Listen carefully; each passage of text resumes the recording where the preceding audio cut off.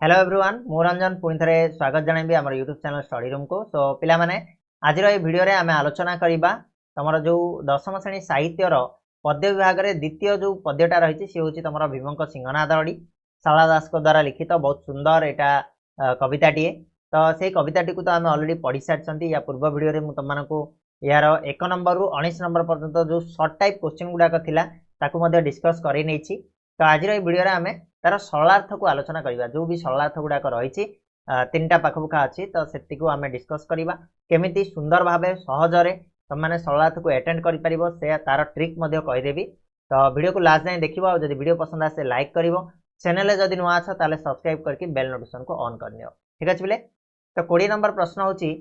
संकट काले तुम्भंत उदाहरती पुण दियसी सिंहनाद प्रसन्न बदलेन। तो ये क्या विषय कह जिनटा को बुझा चेष्टा कर जिते भी सरलार्थ पढ़ुच सरलार्थ एक्चुअली कौन कहवाई चाहूँगी जो पद्य दे से पद्यटार एक्चुअली कौन जिनटा तुमको एक्सप्लेन करने चाहूँगी से जानीदे आराम से लिखिदे पार कौन जिनटा अच्छी ना संकट काले तुम्भंत उदाहरण पूर्ण दियंती सिंहनाद प्रश्न एटा किए क्या कहते बोले एटा कहते किए कहते आमर जो रहिले पार्वती शिव को कहते जिते शिव पार्वती कौन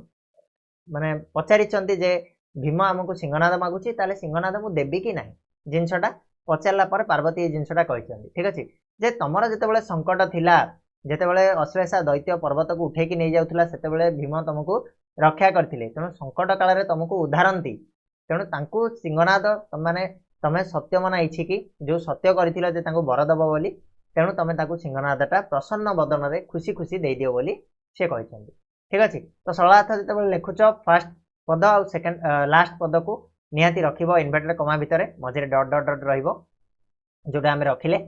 तापर तुम जो फास्ट पॉइंट हूँ जाना जिनस जे कवि ना आउ जो पद्यटीर ना निहाती भाव रहा दरकार सेटा हूँ इंपोर्टाट पॉइंट ये तुमको 1 मार्क मिल जाए पे। ठीक अच्छे। देख उक्त पद्यांशटी भीमक सिंहनाद रड़ी शीर्षक कवितार गृहीत कविताटीर ना रहा कवि ना रखा आलोच्य प्रसंग कवि शारदा दास पार्वती किपरि पांडवों को सिंहनाद प्रदान करने उचित बोली शिव को परामर्श देते एठारे वर्णना जोटा मुझे कहली जे पार्वती परामर्श देवा कथा से ये वर्णना कराई कौन परामर्श देते बस एक्सप्लेन करदे आउ कौन देख सिंहनाद प्राप्ति उद्देश्य भीम शिव को संतुष्ट करने को जिते ध्यानमग्न हेले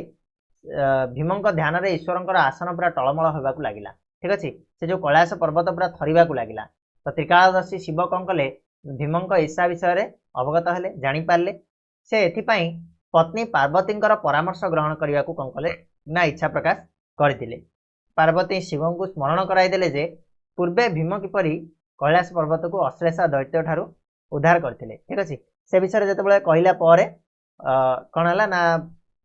पार्वती गोटे परामर्श देते जे विपद समय कौन है पांडव मैंने जेहेतु शिवंकर उपकार करछंती तो शिव किसी न भावी न चिंतिक प्रसन्न होकर भीम को सिंहनाद प्रदान करने उचित हम बोली से परामर्श देते आ पार्वती ये जो परामर्श ग्रहण करके शिव कौन कले ना सिंहनाद भीम हाथ में पहुँचा को निर्देश देते जो चिरीकुटर माने मुणारू काढ़ी देते बढ़िया भाव माने खाली जिनसा बुझीबार अच्छी बुझिला पर जिनसा को तुम आराम से मनरू लिखिदे पार एमती लिखले भी चलो ना तुम मनरू जमी आसमिका लेख बुझिकी लिखा हूँ इंपोर्टाट। नेक्स्ट रहा द्वितीय क्वेश्चन जो रहा कौन कालानल जानी विकासी सिंहनाद ज्योति आदित्य सत्यगुण तेज विकास यार मीनिंग प्रथम बुझा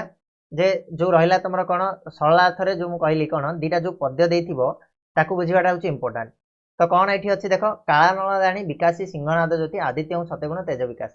जितेबाला शिव कौन कले ना सिंहनाद को प्रदान करने डिसाइड कले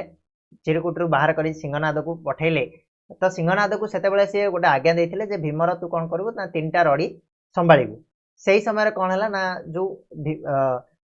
सिंहनादटा जो ट्रावेल करके जाऊँगी कौटी ना आकाश मार्ग से जीवा समय दृश्यटा को ये वर्णना कराई जे केमिति जाइए सी ना तार जो अनल कालानल कहले कौन पे माने काल रूपक अनल को कालानल कह जाए से सेमितिका माने तेज विकास करी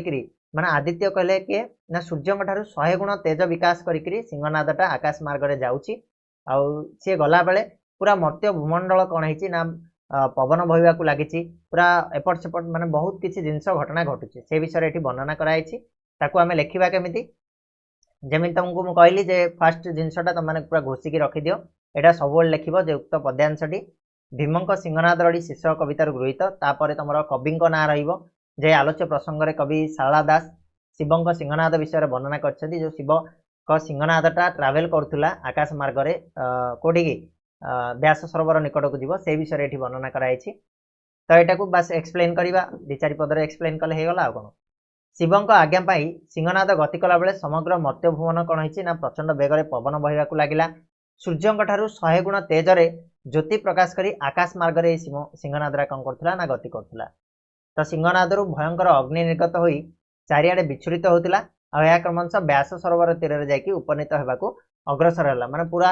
एते जोर रे आसिला जे पूरा भयंकर प्रलय भलिया देखा जाउतिला ठीक अछि एतिक लेखले तमर हे गला किछि आवश्यकता नाही नेक्स्ट रहिला लास्ट हमर क्वेश्चन आज जो रहिला कोन लास्ट तो एटा लास्ट देखो नलिनी पत्र रे जेने पड़ंतन पानी पृथ्वी दलदलित कंपई मेदिनी ओके जेमिति एठी कोन का विषय रे कुआ जाय रे पिले ना जो भीम सिंहनाद रड़ी कले सिंहनाद रड़ी करिया पर पृथ्वी रे जो अलग अलग प्रकार सब घटना गुड़ाक घटी जो विलक्षण गुड़ाक देखाई ता विषय ये वर्णना कराई तो प्रथम सिंहनाद रड़ी रे जिनसटा कहला जे जमीती गोटे नलिनी पत्र कहले कौन कहल ना जो तुम देखि सारू पत्र रे जते पानी टोपाए तुम पकाओ ताले से कौन हुए दलदलित होता है कौटी भी लागेनी एपट सेपट होता है से जिनसटा ये कही जमीती नलिनी पत्र रे पानी पड़े जमीतिका हुए ठीक से भाया पृथ्वीटा कौन है कंपेवा लगी सेमितिका एपट सेपट दलदलित होगा लगी कौन रे ना भीमंकर जो प्रथम सिंहनाद रड़ी ठीक अच्छे तो आरंभ करवा नलिनी पत्र रहा फास्ट पद आमर सेकेंड रहा मेदिनी कहले भी चलो तुम ठीक अच्छे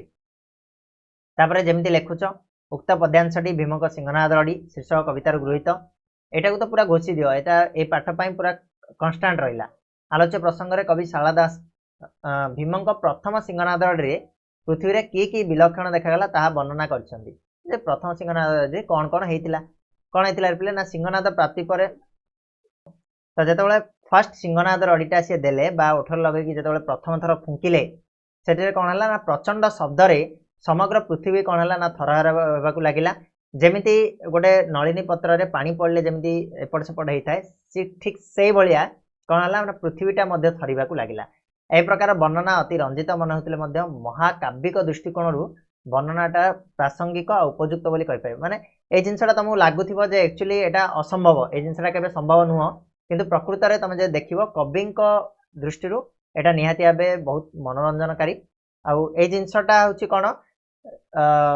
तुम मैंने देखि आमर जो पुराण रे जो घटना गुड़ा घटी केवल तुम बिलीव कर पारिबनी जे एमिति प्रकृत होची कि नाही किंतु प्रकृत में मे भी हेई थाई पारे मु भी जानिनी किंतु लेखिबो तमे कोन ए जिनसटा को जहाँ आमर कवितार अच्छे से जिनस लेखिबो से हो कि न हो क्लियर तो ये सरला आमर आज जो चैप्टर तो आशा करछि वीडियोटी निहाती भाबे पसंद आस्थिबो जदि पसंद आछि लाइक करिवो चैनल नुआ थिले सब्सक्राइब करनबो टेलीग्राम चैनल जॉइन हो Odia study room Telegram channel जोटी सर्च करिवो सेठी तुम मानकु मिल जिवो सेठी पीडीएफ गुड़ाक मुझे प्रोवाइड करी आमर जो एप्लिकेशन अच्छी स्टडी नोट्स ताकू डाउनलोड कर दियो सेठी तो सब गुड़ाकर पीडीएफ रही सेठी तुम मैंने गोटे जगार पाई नचेत आमर जो वेबसाइट अच्छी वेबसाइट को विजिट कर सेठी तुमको मिल जिवो ओके तो आज ये पुणी नेक्स्ट वीडियो रे नुआ वीडियो नहीं आसवा नुआ टॉपिक नहीं आसवा से जाए धन्यवाद।